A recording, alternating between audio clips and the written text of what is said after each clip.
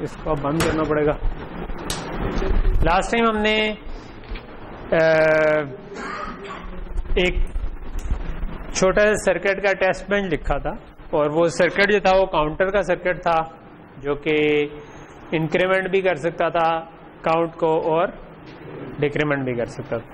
अच्छा, अब जब आप किसी भी सर्किट को सिमुलेट कर लेते हैं, वो यानी सिमुलेट करना यानी उसका टेस्ट बेंच लिख के उसको वेरीफाई कर लेना कि भाई आपकी तसल्ली होगी कि ये चीज़ ठीक चलनी चाहिए। उसके बाद आप उसको लेके जाना होता है एफपीजीए के ऊपर, ठीक है। तो एफपीजीए के ऊपर लेके जाना है, तो ये बिल्कुल आखिर में मैंने इसका इंट्रो दिया था। तो उसके लिए हमें सिंथेसिस करना पड़ेगा, यानी एफपीजीए के जो भी सॉफ्टवेयर है उसको कहना पड़ेगा कि भाई ये है मेरा कोड, इसको लें और इससे बिट स्ट्रीम जनरेट कर दें जिससे मैं एफपीजीए को प्रोग्राम कर सकूं। मैंने आपको लास्ट में बताया था कि सिंथेसिस इज द स्टेप जिसमें आप अपनी आरटीएल इनपुट देते हैं और आउटपुट जो आती है उसको अमूमन हम कहते हैं बिट स्ट्रीम, ठीक है, जिससे आप एफपीजीए को प्रोग्राम करते हैं। तो it will be a file जिसकी एक्सटेंशन .bit होगी और वो in case of Xilinx, Altera के केस में कुछ और हो सकता है। तो ये स्टेप हमारा अभी बाकी है, ठीक है। लेकिन before doing this step we need to do one more thing, और वो चीज़ क्या है कि वो ये कि ये हमारा काउंटर है और इसकी इनपुट थी क्लॉक, रीसेट, इंक्रीमेंट, डिक्रीमेंट और आउटपुट थी 4 बिट की काउंट, ठीक है। सो अगर मैं इसको एफपीजीए पर लेकर जाना चाहता हूं तो मुझे एफपीजीए तो एक आईसी है जिसके अंदर मैंने कहा कि भाई ये आरटीएल डाल दो। अब अगर मैं कुछ भी और ना कहूं और उसे कहूं सिंथेसाइज कर दो, तो उसको क्या पता कि इसको किस पिन से उठाना है, इसको किन पिन से। वो एफपीजीए की तो बहुत सारी सैकड़ों पिन है उसमें, मतलब तो उसको कैसे पता टूल को कि मैंने किस पिन को किधर टाई करना है, ठीक है। तो ये फिर हमें बताना पड़ता है कि हम किस पिन को किसके साथ टाई करना चाहते हैं, ठीक है। तो नॉर्मली हम 2 चीजें बताते हैं सिंथेसिस करते हुए। एक ये हम बताते हैं कि कौन सी पिन किधर टाई होगी, और दूसरा अगर कोई क्लॉक पिन है तो हम उसको बता देते हैं कि इस क्लॉक की फ्रीक्वेंसी कितनी होगी, ठीक है, ताकि जब वो सिंथेसिस करे तो वो कोशिश करे कि भाई उस क्लॉक एज के आने से पहले पहले जो भी हमारा सर्किट की आउटपुट स्टेबल हो चुकी हुई हो हर जगह पर, ठीक है। तो अगर नहीं होगी तो वो हमें बताएगा कि मेरी टाइमिंग मीट नहीं हुई, लेकिन उसके लिए हमें इसे बताना पड़ेगा कि इसकी फ्रीक्वेंसी कितनी थी क्लॉक की। सो 2 बातें हो गई, एक हमने टाई करनी है पिनों को और दूसरा हमने तो हमारा जो बोर्ड है ज़ेबो बोर्ड, उसके ऊपर मैंने बताया था कि 4 पुश बटन हैं जिनको आप पुश बटन जो दबाएं तो वापस आ जाते हैं, स्विचेस हैं जिनको आप ऑन ऑफ दोनों पोजीशन पे रख सकते हैं, और 4 स्विचेस हैं और 4 एलईडीज हैं। सो लेट्स से कि मैं काउंट को ये कर सकता हूं कि मैं इसको 4 एलईडीज के साथ टाई कर दूं, ठीक है। और जो 4 पुश बटन है मे बी, और क्लॉक का तो कोई पहले से सोर्स होगा इसके अंदर, ठीक है, यानी कि एफपीजीए बोर्ड है। अगर हम खुद बना रहे होते तो हमने इसको क्लॉक देना था, लेकिन क्योंकि बना बनाया बोर्ड है तो ये पहले से ही क्लॉक के लिए कोई पिन उन्होंने मुख्तस की हुई होगी कि भाई इधर से क्लॉक आना है। तो रीसेट, इंक्रीमेंट और डिक्रीमेंट को मैं पुश बटन्स के साथ टाई कर सकता हूं और क्लॉक को मैं किसी क्लॉक वाले पिन से टाई कर दूंगा, ठीक है। और फिर मैं इसको चलाऊं अगर, तो एक खैर इसमें मसला ये होगा कि मैं जब भी इंक्रीमेंट करूंगा तो वो एक दफा के लिए इंक्रीमेंट नहीं आएगा, वो काफी लंबे अरसे के लिए आएगा। मैंने तो बिल्कुल फौरन भी उठा दूं तो क्लॉक तो एटलीस्ट 100 मेगाहर्ट्ज पे मेरा ख्याल है चल रहा होगा, इसका शायद ज्यादा ही हो, 150 के अराउंड हो या कुछ इस तरह हो, 125 हो शायद। सो 125 मेगाहर्ट्ज के तो बहुत सारे साइकिल गुजर चुके होंगे। तो जब बहुत सारे साइकिल गुजर चुके होंगे तो इसका मतलब है काउंट बहुत दफा इंक्रीमेंट हो चुका हो। लेकिन लेट्स से कि हम इसको इस तरह चलाने की कोशिश करते हैं, ज्यादा से ज्यादा ये होगा कि हम जब प्रेस करें तो काउंट बहुत सारे इंक्रीमेंट करते हैं, लेकिन हमें उसकी एलईडीज ऑन ऑफ होती हुई पता तो चल रहा होगा कि ऑन ऑफ हुई है, ठीक है। ऑब्वियसली उसका भी दूसरा तरीका है, मल्टीपल तरीके हैं। एक तरीका ये है कि मैं क्लॉक को स्विच के साथ टाई कर दूं और क्लॉक का खुद एक एक करके पॉजेज गुजार के वेरीफाई करूं कि ये चीज ठीक चलती है कि नहीं, ठीक है। सो अगर टाइम मिला तो हम वो भी कर लेंगे, ठीक। तो ये हमारा आज हम करना चाहते हैं। अच्छा, अब दूसरी चीज अब ये ज़हन में आती है कि भाई टाई तो हमने करनी थी स्विचेस के साथ, हमें कैसे पता चलेगा कि एफपीजीए की कौन सी पिन है। एफपीजीए की पिन के नंबर्स तो कोई अल्फाबेट्स नुमा चीज होते हैं कि A0, A1, A2, F3 जो भी, ठीक है। सो नॉर्मली दो तीन सोर्सेज होते हैं जिनसे आपको पता चल सकते हैं। ये मैं बोर्ड लाया हूँ साथ अपने, ताकि हम इसको रन करके भी देख सकें। किसकी वैल्यू? हर एक के लिए क्या मतलब? क्लॉक की फ्रीक्वेंसी की बात कर रहा हूँ। क्लॉक की फ्रीक्वेंसी होती है कि वो एक साइकिल में कितनी दफा 1 0 होगा। तो एक पीरियड है ना कि 1 0 और फिर वापस 1 जो आता है वो एक सेम चीज जो रिपीट हो रही है, वो कितनी दफा एक सेकंड के अंदर होगा, ठीक है। तो वो उसका कहलाती है फ्रीक्वेंसी, और उसका रेसिप्रोकल ले लें तो वो पीरियड कहलाता है, ठीक है। अच्छा, तो ये जो बोर्ड है ना, इसके ऊपर स्विचेस भी हैं, इसके ऊपर वो भी हैं। ये दूर से आपको नहीं नजर आ रहा होगा, लेकिन ना कई दफा बोर्ड्स के ऊपर उन्होंने पिन नंबर लिखे होते हैं। जिस तरह मैं अगर पुश बटन देखूं तो उसके ऊपर उसने लिखा हुआ है, एक बटन के ऊपर Y16, एक के ऊपर V16, तो ये उन्होंने लिखा हुआ है कि एफपीजीए का पिन नंबर क्या है। तो एक सोर्स ऑफ इंफॉर्मेशन तो ये है कि बोर्ड के ऊपर देख लें, हो सकता है वहां पर लिखा हो, लेकिन जरूरी नहीं कोई, मतलब क्योंकि ये एजुकेशनल बोर्ड है, इन्होंने लिख दिया है। थोड़े से कॉम्प्लेक्स बोर्ड हो तो उस पर नहीं लिख। सो फिर कहां से मिलेगा? फिर अमूमन आप इसको सर्च कर सकते हैं। इसका कोई रेफरेंस मैनुअल या डाटा शीट है तो ज़ेबो की रेफरेंस मैनुअल भी है, जिसपे आपको जो कि एक वेब पेज की फॉर्म में भी है, उससे भी आपको इन्फॉर्मेशन मिल जाएगी, और पीडीएफ की फॉर्म में भी है। लेकिन उससे भी सिंपल चीज होती है कि अगर जो बोर्ड का मैन्युफैक्चरर है उसने आपको मास्टर XDC फाइल दे दियो, ठीक है। तो ये जो जिस तरह हमने पिन्स को टाई करना है ना, उसके लिए हम एक और फाइल बनाते हैं जिसको हम कहते हैं कंस्ट्रेंट्स फाइल, ठीक है। सो जो पुराने वेरिएंट था Xilinx का, उसमें उसके लिए एक फाइल होती थी जिसकी एक्सटेंशन होती थी .ucf, जिसको हम कहते थे यूजर कंस्ट्रेंट फाइल, ठीक है। जो विवाडो के अंदर जो एक्सटेंशन है वो कहलाती है XDC, जिसको हम कहते हैं Xilinx डिजाइन कंस्ट्रेंट्स, ठीक है। ये एक और होते हैं डिजाइन कंस्ट्रेंट जिसको हम SDC कहते हैं, साइनॉप्सिस डिजाइन कंस्ट्रेंट। साइनॉप्सिस एक और कंपनी है जिनका फॉर्मेट इसी तरह का होता था, और ये उस फॉर्मेट पर ले हैं जो कि अब Xilinx और अल्टेरा वाले दोनों ही सेम यूज करें, ठीक है। तो XDC में स्लाइडली कुछ चीजें डिफरेंट हो सकती हैं, बट काफी सारी चीजें उसी तरह होंगी। सो उसमें आपने अगर मास्टर XDC, हम उस फाइल को कहते हैं कि जो बोर्ड में ना, जिसमें आप सारी पिनें कनेक्ट कर दें, और जनरली उसको हमने कमेंट आउट किया होता, ठीक है। सो मैंने गूगल किया तो वहां से मुझे इसकी डिजिलेंट वालों की साइट पे या शायद Xilinx की साइट पे इनकी मास्टर XDC फाइल मिल गई, जो कि मैंने डाउनलोड करके रखी हुई। अच्छा, मास्टर XDC फाइल के अंदर सारी चीजें कनेक्ट करके उन्होंने उसको कमेंट आउट किया हुआ है, और साथ लिखा हुआ है कि भाई जो चीज आपने यूज करनी है उसको अनकमेंट कर लें। तो हमने क्या क्या यूज करना है? हमने क्लॉक यूज करना है, 3 पुश बटन यूज करने हैं, और 4 LEDs यूज करनी है, ठीक है। तो मैं वो XDC फाइल खोल लेता हूँ, लेकिन ये वाली XDC फाइल फिर हमें अपने डिजाइन के साथ ऐड करनी पड़ेगी किसी तरह, ठीक है। सो ये हमारा विवाडो का वही वाला प्रोजेक्ट है, जो कि वैसे अगर स्क्रीन की रेजोल्यूशन अच्छी होती तो हमें ज़्यादा अच्छा लगता, लेकिन बहरहाल हम इसी तरह गुजारा कर लेते हैं क्योंकि हमें सारे मेन्यूज नज़र आ रहे हैं, ठीक है। सो ये सोर्सेज की विंडो है, इसके अंदर हमारे पास है। इस वक्त इसमें कोई कंस्ट्रेंट्स का सोर्स नहीं है, ठीक है। जो मास्टर XDC पड़ी हुई है वो मैंने डाउनलोड की थी, वो यहाँ कहीं पे पड़ी हुई, कहीं पे नज़र आ रही है। ये मास्टर XDC का ही फोल्डर है, ठीक है। तो ये एक मास्टर XDC फाइल है, इसकी एक्सटेंशन आप देख सकते हैं कि .xdc है, और अगर मैं इसमें चला जाऊं तो ये हैश का मतलब है कि ये चीज़ें कमेंट आउट हुई हुई हैं, ठीक है।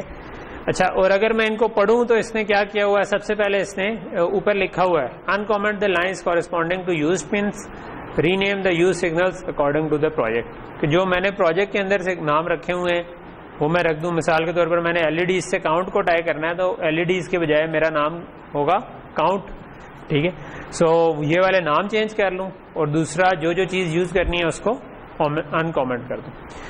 तो इसके अंदर आप देख सकते हैं कि set property package pin L16 get ports clock, ये क्या किया हुआ है कि क्लॉक को टाई कर दो L16 से, ठीक है। आगे लिखा हुआ है set property IO standard LV CMOS 3.3 volt वाला जो CMOS है वो, ये भी हमारे लिए मैटर नहीं करता, ठीक है। उसके बाद उसने ये जो लाइन लिखी हुई है कि क्रिएट क्लॉक, उसका नाम उसने लिखा है सिस्टम क्लॉक पिन और उसके बाद उसने कहा पीरियड 8, ठीक है। और वेव फॉर्म जो है वो 04। जनरली हमें इसको, क्योंकि मास्टर XVC गिवन है और उसमें बाहर से क्लॉक आ रहा है, तो हम उसको चेंज नहीं कर सकते होंगे, तो जिस फ्रीक्वेंसी का आ रहा होगा उसी का आ रहा होगा, तो हमें इसको चेंज करने की जरूरत नहीं पड़ेगी।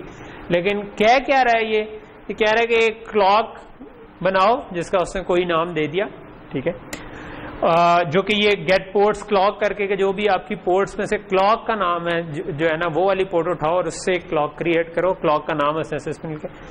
अच्छा, दूसरा उसने क्या कहा है कि उसका पीरियड होगा 8 का मतलब है 8 नैनो सेकेंड, ठीक है। तो ये नैनो सेकेंड में गिवन है कि 8 नैनो सेकेंड पे ये चल रहा होगा। तो अगर हम 1/8 नैनो सेकेंड करें तो जो भी हमारे पास आएगा आई थिंक 125 मेगाहर्ट्ज होगा या कोई इस किस्म का नंबर बन जाएगा, लेकिन आप वो कैलकुलेटर से निकाल सकते हैं, ठीक है। तो ये आपका क्लॉक की फ्रीक्वेंसी निकल आएगी इस तरह से। तो ये या फ्रीक्वेंसी पता है तो उसका रेसिप्रोकल लें तो आपके पास पीरियड निकल आएगा, वो नंबर इधर दे। दूसरा, ये जो कर्ली ब्रैकेट्स में 0-4 लिखा हुआ है, इसका मतलब है कि ये 8 नैनो सेकेंड में से 0 से 4 तक ये 0 रहेगा और 4 से 8 तक 4 पे ये 1 कर देगा, ठीक है। तो ये चीज़ है, बट ये आपको अभी पूरा नहीं भी समझ आया तो इस वक्त ये मैटर इतना नहीं करता। आगे अगर आप देखें तो हर पोर्ट को, जिस तरह इधर लिखा हुआ है स्विच 0 को इसने कहा है कि टाई कर दो G15 के साथ, ठीक है। कि पैकेज पिन G15 के साथ पोर्ट्स ढूंढो, स्विच उसका 0 नंबर, उसको टाई कर दो G15 के साथ, ठीक है। और उसके बाद ये जो लिखा होता है IO स्टैंडर्ड होते हैं कि FPGA की पिन्स के ऊपर आप इनपुट आउटपुट, हम 0 और 1 में बात कर रहे होते हैं, लेकिन असल में हमने कोई 0 वोल्ट या हाई वोल्ट उसको रख रहे होते हैं। पर हाई वोल्ट की वैल्यू जो है वो डिपेंड करती है कि हम किस किस्म की टेक्नोलॉजी की बात कर रहे हैं। LV CMOS है, LV TTL है, उसमें भी फिर 1.8 वोल्ट से लेकर 3.3 वोल्ट तक FPGA की पिनें जा सकती हैं, ठीक है। नॉर्मल जब हम ब्रेड बोर्ड में बना रहे होते हैं तो अमूमन 5 वोल्ट ले रहे होते हैं। FPGA जनरली 5 वोल्ट इनपुट नहीं लेते, अप टू 3.3 वोल्ट तक ले रहे हैं। तो ये LV CMOS 3.3 वोल्ट का हुआ।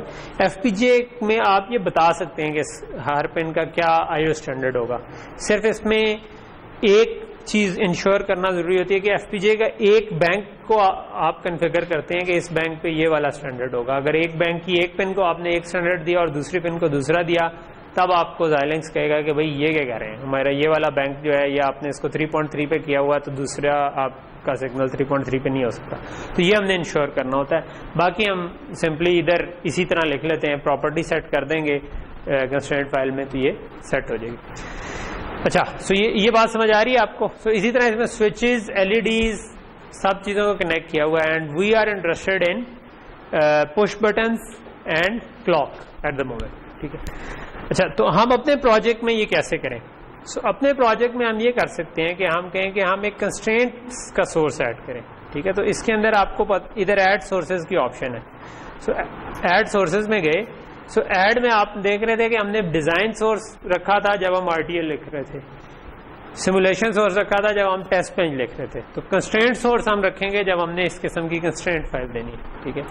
मैं कह सकता हूँ ऐड और क्रिएट अ कंस्ट्रेंट फाइल, ठीक है।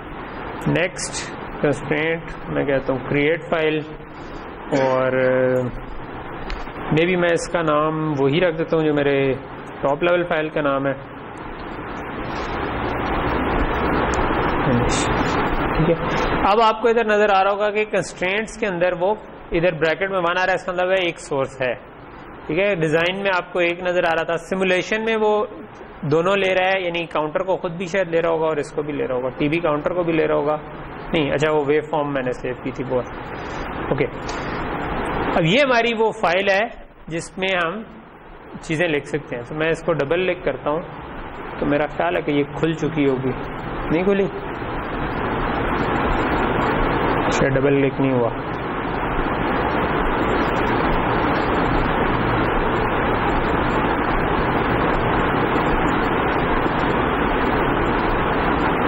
ओके, तो ये ओपन हो गई। इसको मैं बड़ा कर देता हूँ। ये उसमें मुझे counter.xdc फाइल बना दी। So what I can do is कि मैं जो मेरी मास्टर XDC थी उसको डाउन पूरे को मैं उधर कॉपी किया, काफ़ी बड़ी है।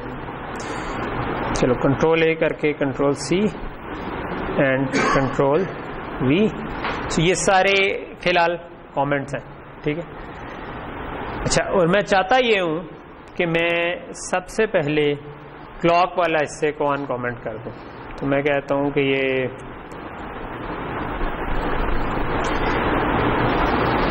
क्लॉक टाई हो गया, ठीक है। मेरे टॉप लेवल मॉड्यूल के अंदर अगर मैं देखूं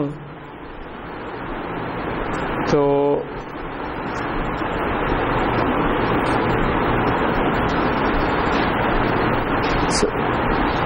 इसको भी मैं बाहर निकाल देता हूँ, let's say for the time being, और अब मैं उन पे ऑल टैप करते रहता हूँ। तो मुझे मेक श्योर क्या करना है कि मेरा जो टॉप लेवल मॉड्यूल था, सॉरी ये था, इसमें नाम क्लॉक ही है और उधर क्या नाम है, उधर भी क्लॉक ही है। गेट पोर्ट्स के आगे जो लिखा हुआ है ना, ये वो नाम है जो टॉप लेवल मॉड्यूल में होना चाहिए, ठीक है। तो गेट पोर्ट्स क्लॉक ही यूज हो रहा है, इसका मतलब है ठीक है, क्लॉक जो है वो पिन नंबर L16 से टाई हो गया, उसकी फ्रीक्वेंसी सेट हो गई, सारा काम हमारा हो गया। इससे ऑटोमेटिकली जब मैं उसको सेंसिस करने को कहूँगा तो वो इस फ्रीक्वेंसी के हिसाब से सेंसाइज करने की कोशिश करें। नेक्स्ट था कि मैं चाहता हूँ कि मैं लेट्स से कि LEDs देख लेता हूँ पहले। सो ये LEDs है, ठीक है। सो LED 0 1 2 3, ठीक है। मैं लेट्स से कि इसको कट करके ऊपर ही ले जाता हूँ ताकि मुझे यहाँ पर ज़्यादा ऊपर नीचे ना घूमना फिरना पड़े, और मैं इन सब को लेट से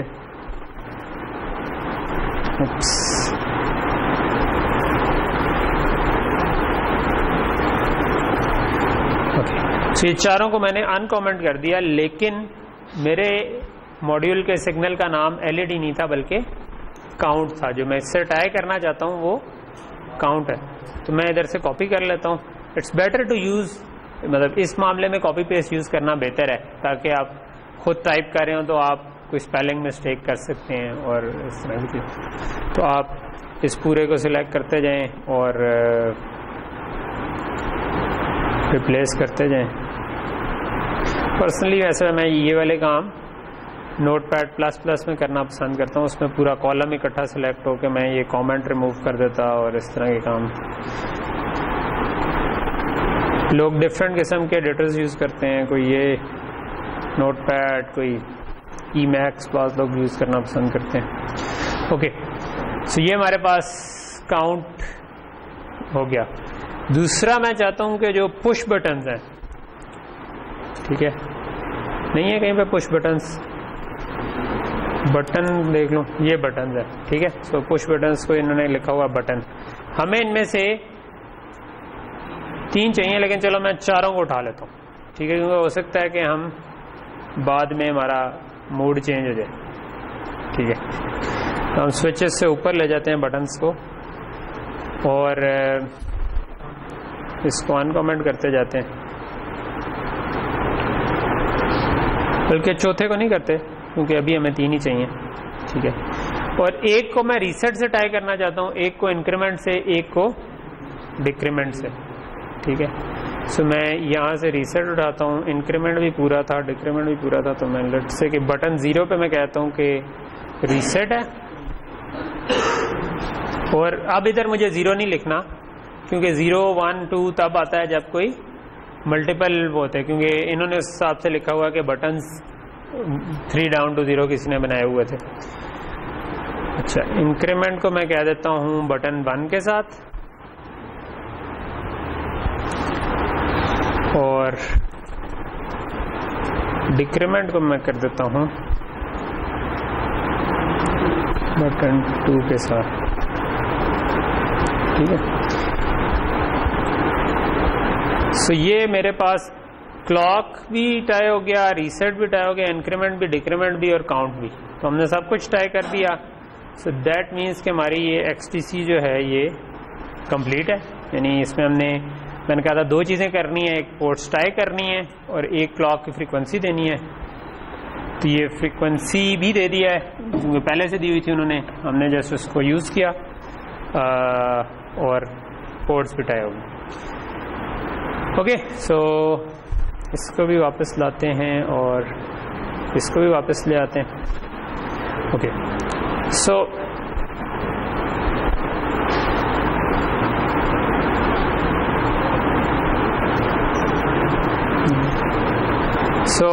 अब हम ये कर सकते हैं कि हम इसको सिंथेसाइज करके देखें, ठीक है।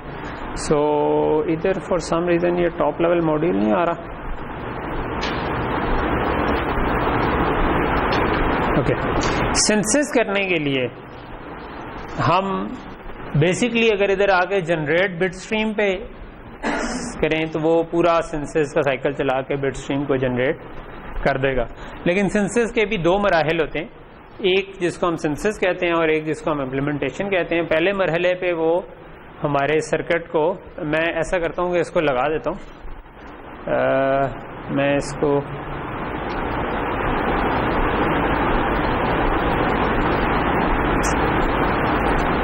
मैंने इसको कहा कि रन इम्प्लीमेंटेशन, तो क्योंकि मैंने सिंथेसिस नहीं किया अभी तो इसने खुद मुझसे पूछा कि भाई इसका सिंथेसिस भी नहीं हुआ, मैं वो भी कर दूं, मैंने कहा कर दो, ठीक है। उसके बाद इसने कहा कितने जॉब्स क्रिएट करूं। ये जॉब्स क्रिएट करने का ये है कि आपका अगर मल्टी कोर सिस्टम हो, तो जिस तरह मेरा डुअल कोर है तो 2 प्रोसेसर्स पे पैरेलल में ये चला के थोड़ा सा तेजी से करने की कोशिश करता है। अगर आपका 4 कोर का हो तो तब आप उसको इधर 4 सेट कर दें, ठीक है, ताकि हर प्रोसेसर पे एक जॉब चल रही हो, ठीक है। मैंने इसको कह दिया तो ये अब सिंथेसिस करना इसने शुरू कर दिया है। ये ऊपर वाली साइड पे आपको एक खिड़की घूमती जो नजर आ रही है, ये बेसिकली बता रही है कि सिंथेसिस चल रहा है, ठीक है। और अभी वो कह रहा है सिंथ अंडरस्कोर डिजाइन, यानी कि अभी सिंथेसाइज कर रहा है। जब वो इम्प्लीमेंटेशन पे आएगा तो वो इम्प्लीमेंट अंडरस्कोर डिजाइन कुछ इस तरह का आ रहा होगा, तो ये चल रहा होगा। तो सिंथेसिस और यही वाली चीज जो है ना, आपकी नीचे ये डिजाइन रन्स की एक विंडो होती है, टैब होती है, जिसके अंदर ये बता रहा है कि कौन सा डिजाइन रन चल रहा है, ठीक है। तो इसका ये स्टेटस साथ साथ बता रहा हूँ। अच्छा, सिंथेसिस और इम्प्लीमेंट डिजाइन में क्या फर्क है, ये मैंने आपको बता रहा था कि सिंथेसिस में वो पहले स्टेप पे आपके सर्किट को, जो कि वेरिलॉग में हमने गेट्स, मल्टीप्लेक्सर वगैरह बनाए थे, उनको एफपीजीए के जो बेसिक ब्लॉक्स हैं उन पे ले जाता है। सो एफपीजीए के अपने जो बेसिक ब्लॉक्स होते हैं ना, वो कहलाते हैं कम्बिनेशनल लॉजिक ब्लॉक्स होते हैं, और उसके अंदर कुछ रजिस्टर्स होते हैं, लुकअप टेबल्स होते हैं। लुकअप टेबल को समझो कि आप एक तरह का मक्स है जिसको आप ट्रुथ टेबल पूरा उसके अंदर कोड कर सकते हैं, ठीक है। तो ये उसको उसके ऊपर ट्रांसलेट करने का जो स्टेप होता है ना, हमारे सर्किट को क्या लें कि जो लुकअप टेबल्स एंड रजिस्टर्स वगैरह पे, वो कहलाता है सिंथेसिस, ठीक है। लेकिन उस पे उसने एग्जैक्टली एफपीजीए पे प्लेस हर जगह पर अभी नहीं किया होता, ठीक है। तो जो इम्प्लीमेंट डिजाइन है उसका काम, उसके 2 स्टेप्स हैं। पहला स्टेप है कि वो लॉजिक को प्लेस करने की कोशिश करता है, आईओस को प्लेस करता है। फिर एक स्टेप चलता है जिसको हम कहते हैं प्लेस एंड राउट, जो कि डिफरेंट जगहों पर आपकी लॉजिक प्लेस कर करके देखते हैं किस जगह पर जो हमने फ्रीक्वेंसी रिक्वायरमेंट दी थी वो मीट हो सकती है, ठीक है। तो वो अपनी पूरा कोशिश करता है उसको मीट करने की, और एंड पे आपको अगर वो मीट हो जाए तो बता देता है कि मीट हो गई है। अगर ना मीट हो जाए, स्टिल डिजाइन हो सकता है कि प्लेस हो जाए, बट इसका ये मतलब होगा कि वो उस हाई स्पीड क्लॉक पे नहीं चल सकता, लेकिन कम क्लॉक पे आप उसको स्टिल चला सकते हैं, और वो इसकी एंड पे एक रिपोर्ट होगी जिसमें वो बता देगा। ऊपर अगर आप देखें तो अब आ रहा है ऊपर राउट अंडरस्कोर डिजाइन, ठीक है, क्योंकि वो पहले क्या होगा, पहले उसने सिंथेसिस किया, फिर उसने इम्प्लीमेंट डिजाइन में जब आया तो पहले प्लेस किया होगा और उसके बाद उसने उसको राउट किया होगा। लेकिन ये सारे स्टेप्स हमें नहीं करने पड़ते, तो इसलिए हमें इसकी बहुत ज्यादा वो नहीं है, यानी कि टूल को समझने के लिए हमें ये पता है कि हाँ भाई पहले सेंसेस होगा, फिर इम्प्लीमेंट होगा, फिर बिट स्ट्रीम जनरेट। तो अब इसने इम्प्लीमेंट डिजाइन कंप्लीट कर दिया है, कह रहा ओपन इम्प्लीमेंट डिजाइन या जनरेट बिट स्ट्रीम या व्यू रिपोर्ट्स। अगला स्टेप जनरेट बिट स्ट्रीम है।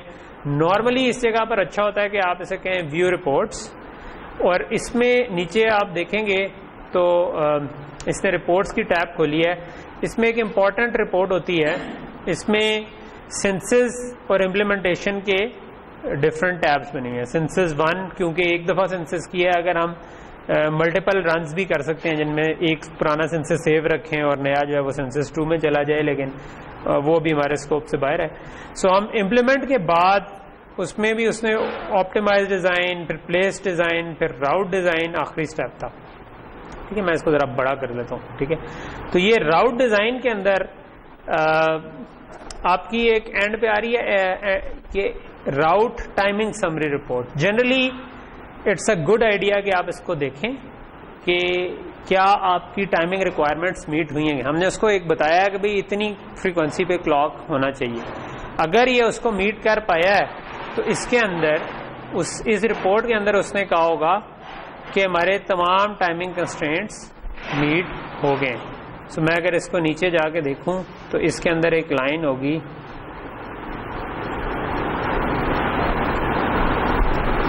ये this line is important, all user specified timing constraints are met. इसका मतलब है कि जो मैंने उसको स्पेसिफाई किए हुए हैं कि भाई इस फ्रीक्वेंसी पे क्लॉक होना चाहिए, तो वो टाइमिंग कंस्ट्रेंट मीट हो गया है। तो ये this design is safe to be tested on एफपीजे।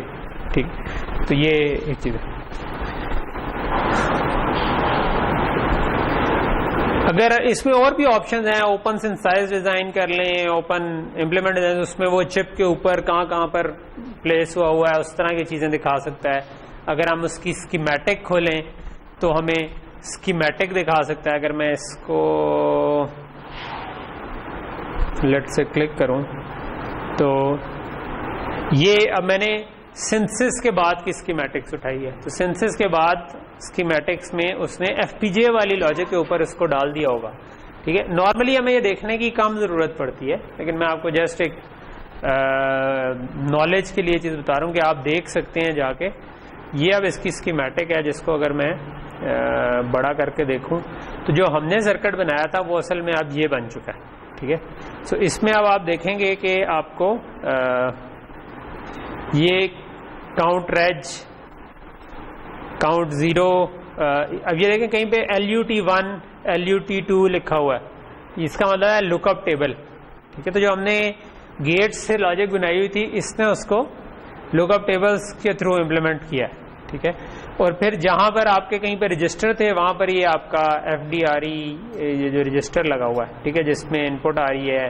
Count raise 0 के लिए अलग रजिस्टर है, काउंट रेज 1 के लिए, क्योंकि ये 1 बिट का रजिस्टर है। ठीक है, तो जो सिंथेसिस ने काम किया है वो ये किया था, तो उसने लुकअप टेबल्स और रजिस्टर्स के ऊपर इसको मैप कर दिया था।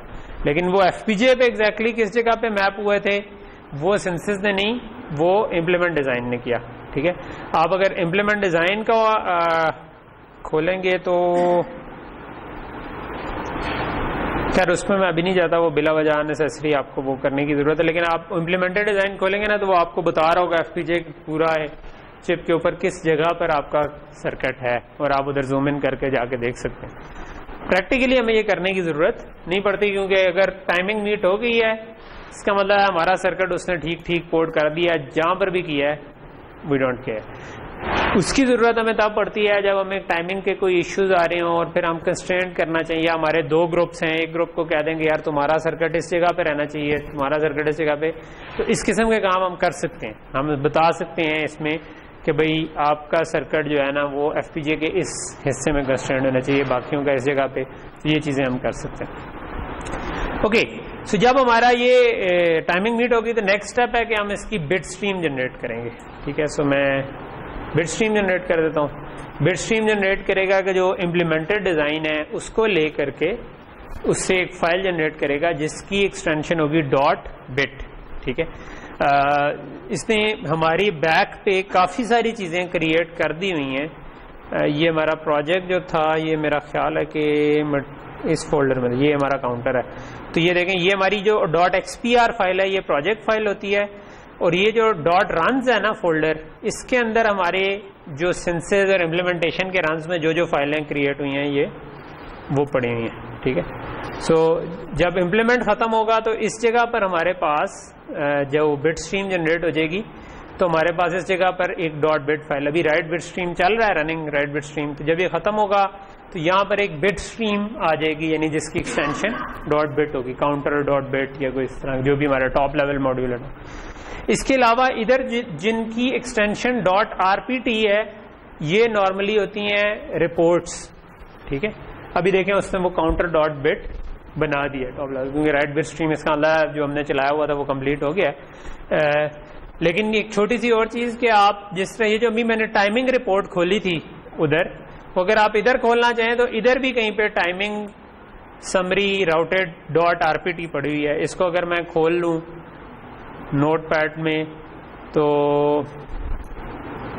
लेट्स से ये ज्यादा बड़ा हुआ है, और इस पे मैं अगर चेक करूं कि टाइमिंग कंस्ट्रेंट्स, तो ये वही वाली लाइन आपको नजर आ रही है ना, ये वही वाली रिपोर्ट है, ठीक है। जो उधर प्रिंट हुआ था ये वही चीज है, लेकिन वो टेक्स्ट फॉर्म में पीछे पड़ी हुई है। तो ये कुछ रिपोर्ट्स कहते हैं, जिस तरह सेंसस की रिपोर्ट होगी वो भी पीछे पड़ी होगी, ये जो इम्प्लीमेंट डिजाइन की रिपोर्ट है वो, इसमें एक यूटिलाइजेशन रिपोर्ट होगी जो आपको बता रही होगी कि एफपीजीए के कितने रिसोर्सेज यूज हुए, ये जिस तरह ये यूटिलाइजेशन की रिपोर्ट है, ठीक है। अगर मैं इसको खोल के देखूं तो इसके अंदर मैं जरा छोटा कर लूं ताकि नजर कुछ आए दूर से, ठीक है। तो ये मुझे बता रहा है कि स्लाइस लॉजिक कितनी यूज हुई, मेमोरी कितनी यूज हुई, डीएसपी कितने यूज हुए। तो ये आपको नजर आ रहा है, ये कह रहा है कि लुकअप टेबल जो है ना वो 3 यूज हुए हैं, ठीक है, जो हमने स्कीमेटिक में भी देखा था, ठीक है। इसी तरह उसने कहा स्लाइस के अंदर जो फ्लिप फ्लॉप रजिस्टर थे, काउंट 4 बिट का था, 4 रजिस्टर यूज हुए, ठीक है। इस तरह इसके अंदर मल्टीप्लायर्स हैं जो कि डीएसपी स्लाइसेस में होते हैं, जिसकी नीचे डिटेल आ रही होगी, वो अभी हमने क्योंकि कोई मल्टीप्लायर नहीं यूज किया तो बाकी चीजें एज सच को खास यूज नहीं हो रही, ठीक है। मेमोरीज होती हैं, ब्लॉक रैम्स कोई यूज नहीं हो रही। ये डीएसपी है, 80 डीएसपी स्लाइसेस हैं हमारे इस एफपीजीए पे, यानी 80 मल्टीप्लायर्स हैं, इनमें से कोई भी हम यूज नहीं कर रहे क्योंकि हमारे सर्किट में इस वक्त कोई यूज नहीं हो रहा। लेकिन ये यूटिलाइजेशन रिपोर्ट की समरी इधर भी आ रही होती है। अगर हम जो प्रोजेक्ट की समरी है ना, यहां से भी डबल क्लिक करके खोल सकते हैं एक तो, और दूसरा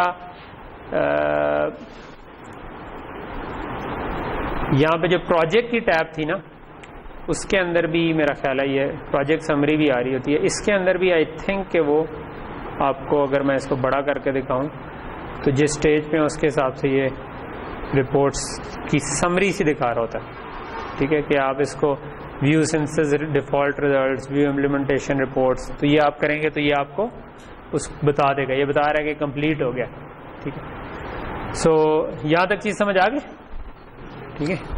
ये मैंने जो सेंसस के वक्त खोला था वो जो स्कीमेटिक्स, तो उस वक्त उसने सिंथेसाइज डिजाइन खोला था। तो ये पूरी डिवाइस है, इसको जूम इन करके हम देख सकते हैं, जो पिंक सी जगह है इस जगह पर हमारी लॉजिक की यूज हो रही होगी, ठीक है।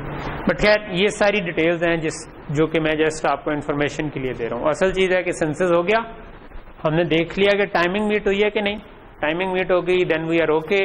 नेक्स्ट स्टेप इज कि बिट स्ट्रीम जनरेट करें, और उसके बाद आप क्या करें, एफपीजीए को प्रोग्राम करें।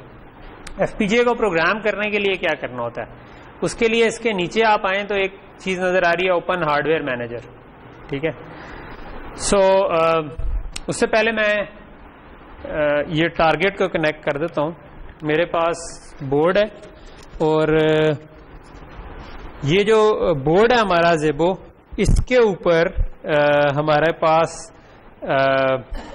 ये यूएसबी केबल के साथ कनेक्ट हो जाता है आपके पीसी के साथ, और यही यूएसबी केबल जो है ये उससे कम्युनिकेशन के लिए भी यूज हो सकती है, और यही यूएसबी केबल इसके लिए प्रोग्रामिंग के लिए भी यूज हो सकती है, ठीक है। सो कई बोर्ड्स में प्रोग्रामिंग के लिए अलग से जेटैग केबल उसको कहते हैं वो होती है, और जो USB केबल है वो सिर्फ सीरियल IO के लिए होती है, लेकिन इसमें ये दोनों काम कर लेती है। ठीक है, तो इसमें एक पोर्ट है जिसके साथ लिखा हुआ है UART प्रोग्राम। ठीक है, तो ये मैं उसके साथ इसको प्लग इन कर रहा हूँ और इसके साथ मैं इसको अपनी USB पोर्ट के साथ लैपटॉप की लगा रहा हूँ। ठीक है, अच्छा, और उसके बाद मैं क्या करूँगा, मैं लेट से इसको ऑन कर देता हूँ। इस पर पावर ऑन का बटन है, मैं इसको पावर ऑन कर देता हूँ। ठीक है, अच्छा, अब इधर जो हार्डवेयर मैनेजर में आप ओपन टारगेट करेंगे और आप लेट से कह सकते हैं ओपन न्यू टारगेट, तो ये ढूंढेगा और लेट से कि इधर आप सिलेक्ट कर लें लोकल सर्वर, इसको चेंज ना करें।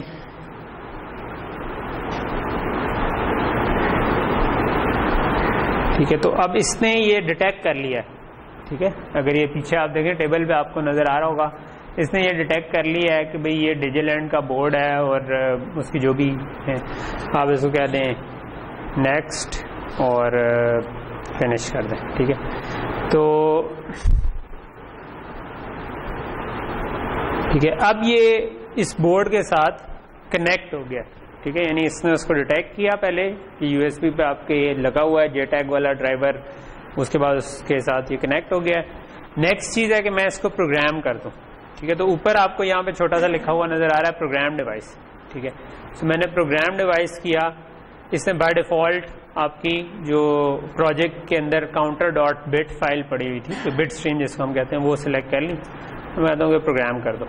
ठीक है, जैसे ही मैं प्रोग्राम करता हूँ तो कामरान इसको इस तरफ करना, तो ये आप लोगों को नजर आ रहा होगा कि इसमें ये ग्रीन लाइट ऑन हुई है। ये ग्रीन लाइट पहले ऑफ थी, यानी कि जब मैंने ऑन किया था उस वक्त सिर्फ ये रेड लाइट जल रही थी, जो कि लेकिन जब मैंने इसको प्रोग्राम कर दिया तो इस केबल के थ्रू इसने FPGA को प्रोग्राम कर दिया, और जब FPGA प्रोग्राम होता है तो डन के लिए उन्होंने एक LED अलहदा से रखी हुई है जो कि जिसके साथ ये कनेक्ट हो गया। ठीक है, तो ये अब कनेक्ट हो गया हुआ।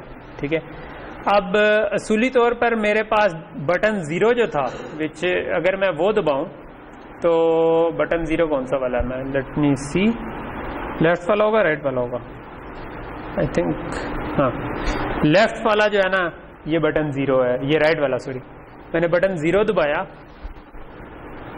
तो रीसेट है, अभी कोई LED नहीं इधर जल रही। ठीक है, इसके साथ वाला है इंक्रीमेंट, मैं दबाऊंगा तो बहुत सारे इंक्रीमेंट असूली तौर पे हो जाने चाहिए। तो इंक्रीमेंट होने के बाद जो फाइनली जिस वैल्यू पे रुका वो 1010 थी, क्योंकि इंक्रीमेंट होगा 1111 पे जाएगा, दोबारा इंक्रीमेंट होगा दोबारा 0 हो जाएगा, और फिर 0 से 1, क्योंकि उसके पास 4 बिट्स ही हैं तो 1 और 4 zeros तो नहीं लिखवा सकता, तो ये 15 के बाद रैप अराउंड होना शुरू हो जाएगा, 0 से 15, 0 से 15, 0 से 15 इस तरह जा रहा हूँ। तो मैं अगर इसको दोबारा इंक्रीमेंट करूँ तो ये फिर कुछ डिफरेंट वैल्यूज लेकर रुक गया, डिक्रीमेंट करूंगा तो फिर कोई वापस गया होगा, लेकिन हमें इस वक्त क्या नजर आ रहा है कि 4 LEDs उसके बाद कोई ना कोई वैल्यू लेकर रुक जाती है। ठीक है, अच्छा, ऑब्वियसली इसको आप अगर मैं वाकई इंक्रीमेंट डिक्रीमेंट टेस्ट करना चाहूँ कि एक एक इंक्रीमेंट हो रहा है या नहीं, तो 2 तरीके हो सकते हैं। एक मैंने आपको बताया कि स्विच के साथ क्लॉक को लगाकर for the time being test कर लूँ, और दूसरा तरीका ये भी हो सकता है कि मैं इंक्रीमेंट के आगे ऐसा सर्किट बना दूं जो उसकी लंबी पल्स को सिंगल साइकिल पल्स बना दे। ठीक है, और ये हमने पढ़ा हुआ है, ये बड़ा सिंपल सा एक छोटा सा सर्किट होता है जो कि लेवल टू पल्स कन्वर्ट कर देता है। ठीक है, लेकिन इस केस में शायद लेवल टू पल्स काफी नहीं होगा, क्योंकि जब आप बटन को पुश करते हैं तो एक फिनोमेना होता है जिसे हम कहते हैं स्विच डिबाउंसिंग, या वो बाउंस करता है और वापस आके दोबारा टच हो जाता है। ठीक है, क्योंकि बटन दब के वापस स्प्रिंग से आया तो वो जो वापस लग के वापस नीचे चला जाता, तो वो actually on off multiple times हो जाता। तो आपको एक्चुअली थोड़ा सा सर्किट में मजीद ऐसी चीज डालनी पड़े शायद कि यार ऑन होने के थोड़ी देर बाद तक अगर दोबारा मुझे ऑन मिलता है तो मैं उसको ऑन कंसिडर ना करूं। ठीक है, लेकिन हम अभी सिंपल वाली लॉजिक पे जाते हैं। लेट्स से कि मैं इसको फिलहाल ऑफ करता हूं, और लेट्स से कि मैं कहता हूं कि मैंने ऑफ किया, उसने कहा कि भाई ये टारगेट तो आपने किस तरह से बंद कर दिया। ठीक है, तो मैंने कहा ओके, और मैं ये कर लेता हूं कि जो मेरे स्विचेस हैं उनमें से एक स्विच को उठाता हूं और क्लॉक के बजाय स्विच से टाई कर दूं, लेट्स से स्विच 0 से टाई कर दूं। ठीक है, तो यहाँ पर मेरे पास ये स्विचेस हैं, ठीक है। सो मैं लेट्स से कि although it's not really a good way to do it, but demonstration के लिए ये ठीक है कि मैं इसको कहता हूँ कि यार इसको मैं अनकमेंट कर देता हूँ, और जो क्लॉक वाली चीज़ें जो थी उनको मैं कमेंट कर देता हूँ, और स्विच को क्योंकि मैं इतना आहिस्ता 1-0 कर रहा हूँ कि मैं अगर उसको टाइमिंग कंस्ट्रेंट कोई ना भी दूं तो वो जितना भी स्लो होगा उतनी देर में कर ही चुका होगा काम, ठीक है। तो इस जगह पर अब मैं स्विच के बजाय क्लॉक कह देता हूँ, ठीक है। सो यहाँ तक चीज़ क्लियर हो गई। वैसे नीचे भी ये जो करली ब्रैकेट्स हैं शायद उसकी ज़रूरत नहीं थी, क्योंकि अगर एक ही चीज़ आ रही है तो फिर शायद ज़रूरत नहीं होती, but I think it should be okay. और अब मैं इसको, अब क्योंकि मैंने हार्डवेयर को चेंज कर दिया है तो इसका मतलब है कि मुझे दोबारा इसको सिंथेसिस करना चाहिए, ठीक है। सो मैंने उसको कहा इम्प्लीमेंट डिज़ाइन, सिंथेसिस और इम्प्लीमेंट दोनों मैंने करने थे, लेकिन मैंने इम्प्लीमेंट कहा तो वो खुद पूछेगा कि यार synthesis out of date, synthesis भी पुराना हो गया क्योंकि आपने फाइल को चेंज कर दिया। तो मैंने उसको कहा हाँ भाई सिंथेसिस भी दोबारा कर लो, ठीक है। तो सिंथेसिस भी ये दोबारा कर देगा और इम्प्लीमेंट डिज़ाइन भी दोबारा कर देगा, ठीक है। अच्छा, ये जब हम करेंगे तो अब हमें चलाना कैसे है। अब क्लॉक जो है वो मुझे स्विच को ऑन करके ऑफ करना पड़ेगा। जब एक दफ़ा ऊपर नीचे पूरा करूंगा तो इसका मतलब होगा कि एक क्लॉक साइकिल गुजरा है। लेकिन अगर मैं वैसे उसको ऊपर नीचे करता जाऊं तो कुछ नहीं होना चाहिए। लेकिन अगर मैंने इंक्रीमेंट दबाया हुआ था और एक दफ़ा ऊपर नीचे करूं तो उसको एक का इंक्रीमेंट करना चाहिए। अगर मैं दोबारा ऊपर नीचे करूं तो उसको एक और का इंक्रीमेंट कर देना चाहिए। इसी तरह मैं अगर उसको डिक्रीमेंट दबा के एक दफ़ा ऊपर नीचे करूं तो डिक्रीमेंट करना। तो ये सिंथेसिस हो जाता है। तो हम इसको देख लेते हैं कि ये चलता है कि नहीं। मैं उतनी देर ये बोर्ड को मिटा देता हूं ताकि हम इसके बाद वाली चीज को बाद में देख सकें।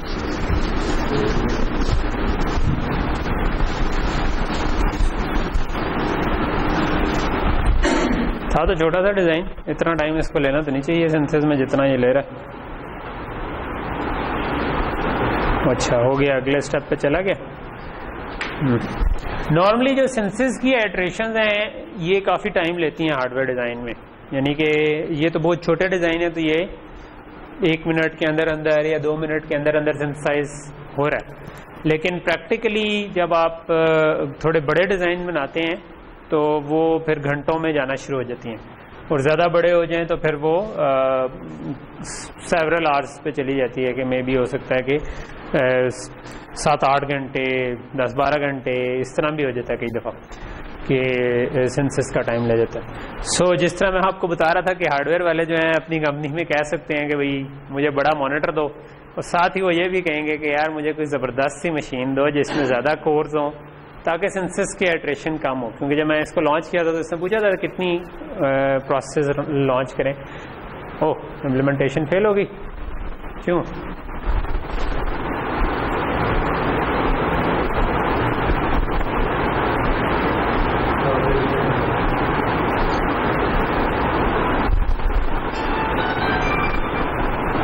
अच्छा,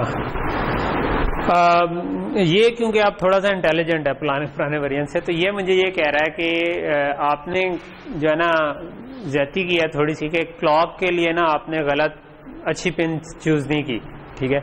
बट इसके साथ उसका सोल्यूशन भी नीचे लिखा हुआ है कि वो कह रहा है कि अगर मतलब इस तरह कोई अच्छी प्लेसमेंट तो नहीं होगी, लेकिन अगर आप इसको ख़त्म करना चाहते हैं तो फिर आप ये कर दें कि आप अपनी कंस्ट्रेंट फाइल में लिख दें सेट प्रॉपर्टी क्लॉक डेडिकेटेड राउट फॉल्स, और ये आगे कर दें, ठीक है। सो मैं इसको करता हूँ कॉपी मैसेज, और लेट से कि जो मैं इधर उस मैसेज को पेस्ट करता हूँ तो इसने मुझे ये कहा है कि ये चीज़ कर दें, ठीक है।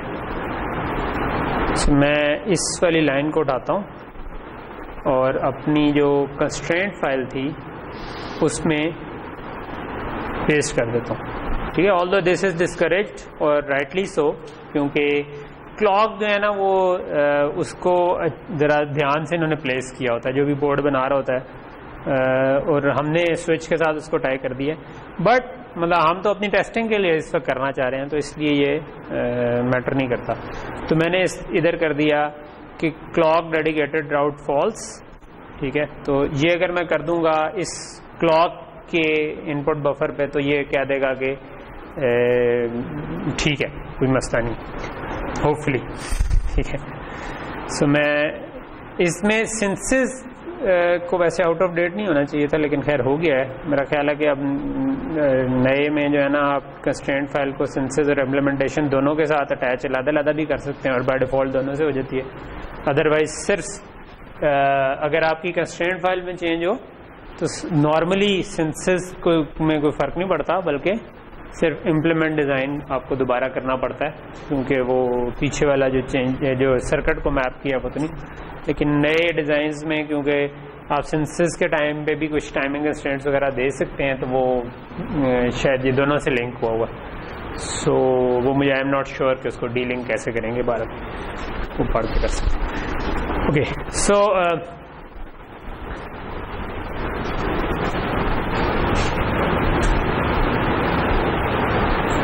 देखते हैं कितना टाइम लेता है। आई थिंक 1-8 मिनट लेगा। सो अभी तक जो है आप लोगों की लैब होगी हुई है एक, और उसमें आपने क्या किया, इसी तरह का ये वाला काउंटर है, कोई और काउंटर? यही, और एफपीजे पे भी लेके गए और टेस्ट किया। जो मैं ये वाले स्टेप्स कर रहा हूँ एक्चुअली आप एक दफा पहले गुजर चुके हैं, नहीं? ठीक है। आप लोगों ने जो किया था उस पर बस बढ़ता जाता था, जिस तरह पहले मैंने टेस्ट किया था, यानी कि आपको पता नहीं चलता था कि वो क्लॉक बड़ा है कि नहीं। ठीक है, वो तो चलो एक छोटी सी चीज़ है, लेकिन you are familiar with this steps, ठीक है। तो ये इंपॉर्टेंट है कि आपके, क्योंकि आप आगे अगर आप फाइनल ईयर प्रोजेक्ट वगैरह में यूज़ करना चाहते हैं तो उसमें ये काम कीजिए।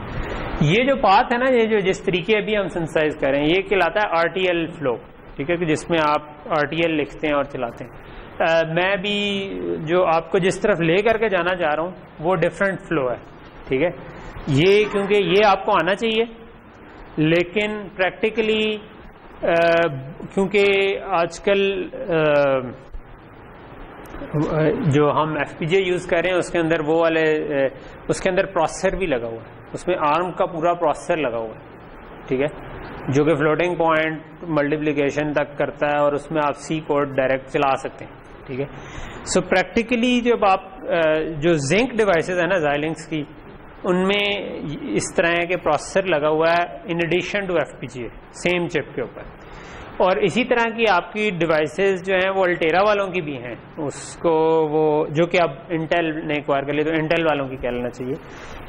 जो आरिया के नाम से उनके जो है ना, इनकी जिंक है उनकी आरिया के नाम से हैं, और वो आरिया बोर्ड्स जो है ना उनके ऊपर आपको प्रोसेसर भी मिलेगा और वो भी मिलेगा एफपीजे वाला पार्ट। अच्छा, उसका फ़ायदा क्या है, मैं उतनी देर इसको बिट स्ट्रीम पे लगा दूँ।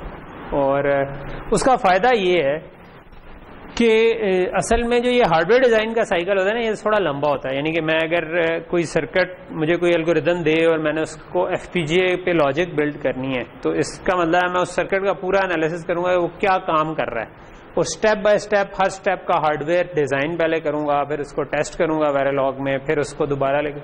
तो ये जो है ना, ये काफ़ी लंबा काम होता है। यानी कि रफली अगर आप सी में कोड लिख रहे हैं और उसमें महीना लगता है, तो हो सकता है कि हार्डवेयर पे ले जाने में उसको 10 महीने लग जाए, ठीक है। अगर सी में हफ्ते में लिखा जाता है तो हार्डवेयर में हो सकता है महीना 1.5 महीने लग जाए, ठीक है। तो ये रफली मैं कह रहा हूँ, obviously project to project this can change. तो जो इस किस्म के आर्किटेक्चर्स हैं जिनमें आपको प्रोसेसर भी गिवन है और साथ एफपीजे भी गिवन है, उसमें आपको ये फ़ायदा हो जाता है कि आप जोन से काम नॉर्मल स्पीड पे चाहिए वो आप प्रोसेसर के ऊपर कर लें, और जो बिल्कुल ऐसी चीज़ें चाहिए जो बहुत कंप्यूटर इंटेंसिव हैं वो एफपीजे पे लेके जाएं। तो मैं इस वाले कोर्स में फ्लो ये वाला रखना चाहता हूँ, ठीक है, कि हम इस तरह से चलें। उतनी देर में हमारा ये बिट स्ट्रीम भी तैयार हो गई है। सो मैं इसको व्यू रिपोर्ट्स पे ले जाता हूँ ताकि ये मुझे वो डिज़ाइन ना करे। कहता है नो भाई मैं तो अभी सर्वे नहीं ले सकता। ठीक है, अच्छा जी। अच्छा, अब मैं दोबारा इसको चलाने की कोशिश करता हूँ। मैं इतने FPGA को मैंने ऑन किया और ये अगर अभी आप देखें अभी इसकी वो ग्रीन LED ऑन नहीं हुई। ठीक है, अच्छा अब मैंने इसको कहा, अब मैं उधर से क्लिक करूंगा प्रोग्राम डिवाइस पे। ठीक है, तो जब उधर से प्रोग्राम डिवाइस खत्म होगा तो असूली तौर पर ये प्रोग्राम होगी साथ। ठीक है, FPGA फटाफट प्रोग्राम हो जाता है वैसे। ठीक है, तो ग्रीन फौरन होगी। अभी काउंटर 0 है। पहली जो थी ये हमारी थी रीसेट की। ठीक है, अगर मैं रीसेट दबाऊं तो ये पहले ही 0 थी, रीसेट तो हम बाद में चेक करेंगे। अगर मैं क्लॉक को वैसे ऊपर नीचे करता जाऊं तो कोई LED ऑन नहीं हुई।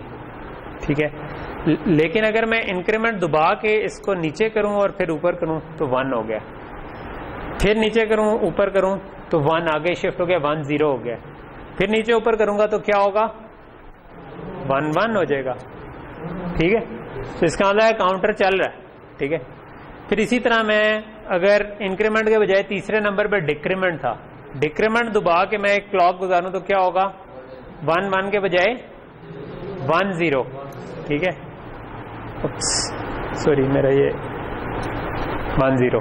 ठीक है, और नीचे करूंगा तो सिंपल 1 आ गया। ठीक है, सो अगर मैं इसको इंक्रीमेंट करता करता लेट से थोड़ा सा आगे ले जाता हूं, लेट से ये 6 हुआ, 7 हो गया।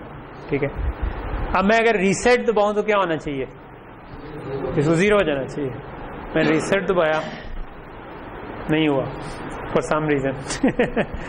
एनीवे, तो हाँ क्यों नहीं हुआ, रीसेट के साथ मुझे क्लॉक को भी एक दफा करना था। ठीक है, सो मैं क्लॉक ऊपर नीचे किया 0 में। So you get the idea किस तरह चल रहा है। ठीक है, नॉर्मली हम इस तरीके से वेरीफाई नहीं कर रहे होते, यानी कि हमने वेरीफाई जब पहले कर लिया हो RTL में, उसके बाद चल रहा हो तो चल रहा था, लेकिन I wanted to demonstrate this thing. Okay, so यहां तक चीज क्लियर होगी। अच्छा, मैं इसको बंद कर देता हूं ताकि कोई गलती से मेरा हाथ शात लग जाए तो वो उस वक्त ऑन ना हो। इसको मैं कहने देता हूं जो ये कह रहे हैं। अच्छा, सो यहां तक चीज हमें होगी क्लियर।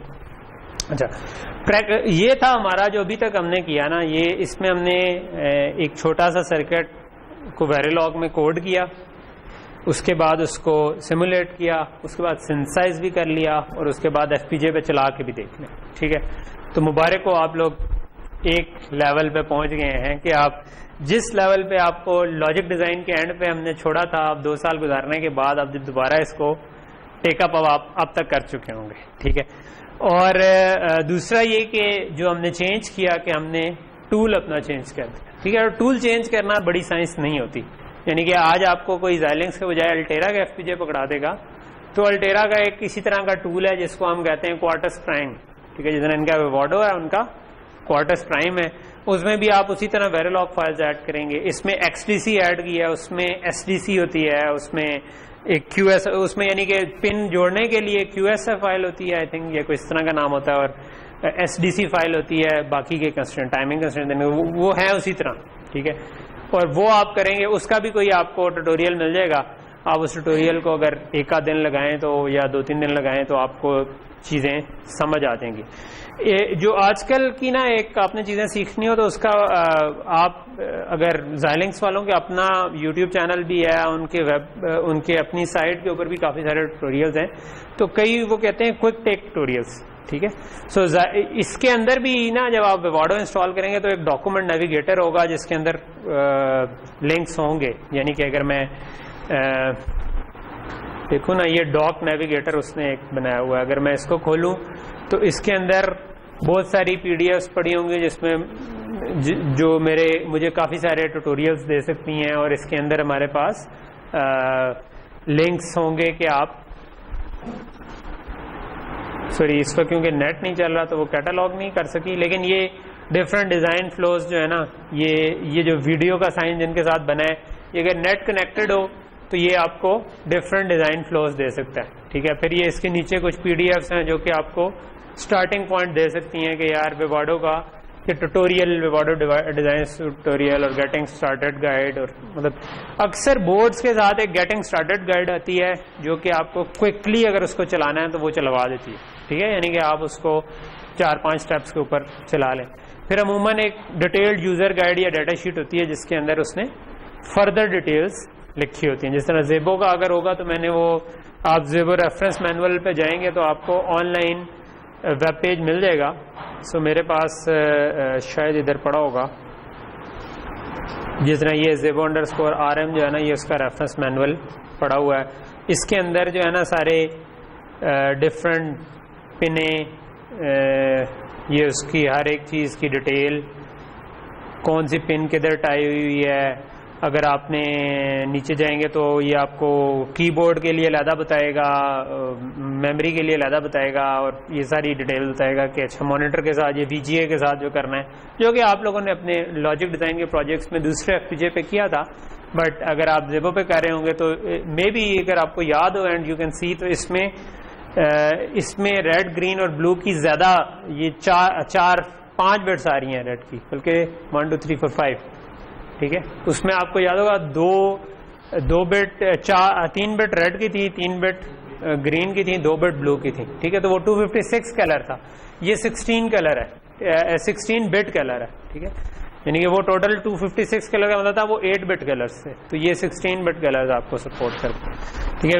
यानी कि इसकी तस्वीर उससे काफ़ी बेहतर होगी, ठीक है, अगर कोई VGA के ऊपर काम करना चाहता है, ठीक है। तो ये आपके गाइडिंग होते हैं और कई अच्छे ट्यूटोरियल्स मिल जाते हैं। मैं आपको कुछ लिंक्स शेयर करता रहूँगा। एक इस लिंक्स का सोर्स जो है वो ये भी है कि मैंने जो चैनल है ना अपना रेंजाइम एजुकेशन वाला, उसके ऊपर कुछ मैंने प्लेलिस्ट भी बनाई हुई है, यानी कि जिस तरह कंस्ट्रेंट्स की डिटेल कहाँ से पता चलेंगी उसकी एक प्लेलिस्ट है। PCI एक्सप्रेस वगैरह को कैसे देखना है उसकी, आप लोगों के लिए फिलहाल एडवांस है थोड़ी सी, लेकिन मैं उसके अंदर कोशिश करूंगा कि एक बेसिक ट्यूटोरियल वाली भी प्लेलिस्ट डाल दूं, ठीक है, ताकि आपने जो प्रोजेक्ट करना है ना वो आपने ज़ेबो के ऊपर करना है, और वो कोई जो सेमेस्टर प्रोजेक्ट में आपने 2-2 बंदों का ग्रुप कर लेंगे, ठीक है, और आपने कोई रीजनेबल सी चीज़ बनानी है। अच्छा, अब जो दूसरा फ्लो है, ठीक है, ये जो हमने अभी RTL लिखी ना, आजकल जब आप FPGAs पे काम कर रहे होते हैं तो ये RTL आप बहुत ज़्यादा लिखने की ज़रूरत नहीं पड़ती, क्योंकि बहुत सारी चीज़ें आप बनी बनाई इस्तेमाल कर रहे होते हैं, ठीक है। और जब आप बनी बनाई इस्तेमाल करते हैं तो इसमें एक और चीज़ है जो कि मैं लेफ्ट वाले फ्लो नेविगेटर में पहले आपसे स्किप करवा गया था, वो था ये आपको यहाँ पर लिखा हुआ नज़र आ रहा है IP इंटीग्रेटर, ठीक है। सो IP इंटीग्रेटर क्या चीज़ है, इसमें आप ड्रैग एंड ड्रॉप करके चीज़ें जोड़ के और सर्किट को चला सकते हैं, ठीक है। फॉर एग्जांपल मैंने आपको बताया हर बोर्ड का एक गेटिंग स्टार्टेड का मैनुअल होता है, ठीक है। सो अब ज़ेबो का अगर आप देखेंगे तो ये आप अगर गूगल पे सर्च करें तो गेटिंग स्टार्टेड का एक वेब पेज खुल जाएगा कि गेटिंग स्टार्टेड विद ज़ेबो, और वो जो खुलेगा ना वो आपको स्टेप बाय स्टेप एक प्रोजेक्ट बनवा के और एक बेसिक सी चीज़ चलवा के दे देगा कि यार ये चलता हुआ, आप अगर वो स्टेप्स फॉलो करें तो आप एक चलता हुआ प्रोजेक्ट पहला बना लेंगे और फिर आप उसके ऊपर चेंजेस कर सकते हैं, ठीक है। सो मैं ऐसा करता हूं कि अभी मैं जो उनका गेटिंग स्टार्टेड वाला प्रोजेक्ट है, ठीक है, हम उस वाले फ्लो पे जाते हैं और वो देखते हैं कि वो कैसा काम करता है, ठीक है। उसमें भी कुछ चीज़ें जो आपको नहीं समझ आएंगी वो मैं बता दूंगा कि यार इधर परेशान ना हो, ये मैं आपको एक्सप्लेन करूंगा, क्योंकि ऑब्वियसली जब आपने प्रोसेसर और FPGA को चलाना है तो उसके लिए कुछ बैकग्राउंड इन्फॉर्मेशन भी चाहिए, मिसाल के तौर पर कि एक दूसरे से बातचीत कैसे करेंगे, ठीक है। तो इस पे हम अगले लेक्चर्स में आएंगे, ठीक है। सो जब लास्ट टाइम मैंने सिस्टम डिज़ाइन पढ़ाया था, इस दफ़ा उससे काइंड ऑफ फ्लिप्ड है, ठीक है, कि उसमें मैं ये चीज़ें एंड पे पढ़ा रहा था और एडर मल्टीप्लायर वगैरह पहले पढ़ा रहा था। इस दफ़ा मैं ये इसलिए नहीं कर रहा क्योंकि मैंने देखा है कि पिछले 18 साल में मुझे आज तक खुद मल्टीप्लायर और एडर बनाने की ज़रूरत नहीं पड़ी, ठीक है। सो वो आपको ज़रूरत पड़ती है जब आप चिप बना रहे हो, इवन चिप बनाते हुए भी थर्ड पार्टीज़ के बने बनाए मिल जाते हैं, ठीक है। सो वो जो मल्टीप्लायर और एडर के आर्किटेक्चर हैं वो ऑलरेडी वो मैं आपको कोशिश करूँगा कि एंड पे वो करवा दूँ, ठीक है, लेकिन अगर वो स्किप भी हो जाए तो उसकी वीडियोस पड़ी हुई हैं, आप जाके देख लें वो कभी अगर ज़रूरत पड़ी, ठीक है। उसको मुझे लगता है कि वो इतना ज़्यादा इम्पोर्टेंट नहीं है, उसको हम पढ़ेंगे शायद इसलिए क्योंकि एडर के स्ट्रक्चर के कुछ चीजें जो है ना वो हाई स्पीड के ऊपर या जब सिग्नल प्रोसेसिंग वाले हार्डवेयर बनाते हैं उसमें जरूरी होती हैं, तो उस पॉइंट ऑफ व्यू से हम उसको एंड पे जाके टच जरूर करेंगे इंशाल्लाह। ओके, सो अब मैं आ जाता हूं जो प्रैक्टिकली ज्यादा फ्लो चलता है।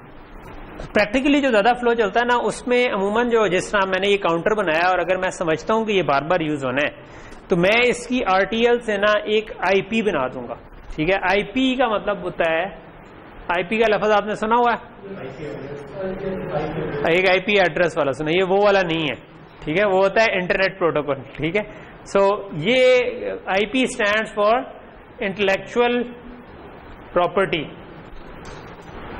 ठीक है, कि आपकी जो आपने अपने दिमाग से कोई चीज बनाई, सो अब वो आपकी इंटेलेक्चुअल प्रॉपर्टी है। ठीक है, तो जो कंपनी है वो अगर कोई सॉफ्टवेयर लिख रही है, हार्डवेयर लिख रही है, तो वो उनकी प्रॉपर्टी है।